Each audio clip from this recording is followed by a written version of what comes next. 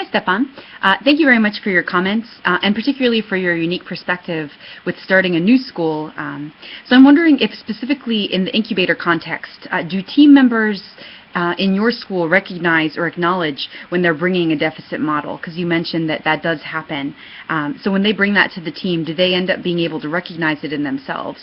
That's my follow-up question. And also, how do you envision, you mentioned that the support of each member of the team, regardless of where they're coming from, is necessary. How do you envision that actually looking in practice, particularly when it might be sort of a delicate conversation, since I would imagine not everybody wants to acknowledge that they're bringing a deficit model of thinking, but obviously it needs to be changed.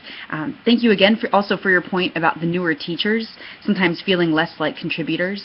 That's a really good point, and actually I think that that's where there's a lot of lip service to collaboration without necessarily putting it into practice, since it does, at least from what I've been able to glean from what we've read, since it does include all people who are a part of a team meaningfully, and like what we've seen with Frey, genuine dialogue as opposed to just people being taught by those who supposedly have more experience. So again, thank you for that. Would love to hear more of your thoughts and really appreciate your contribution.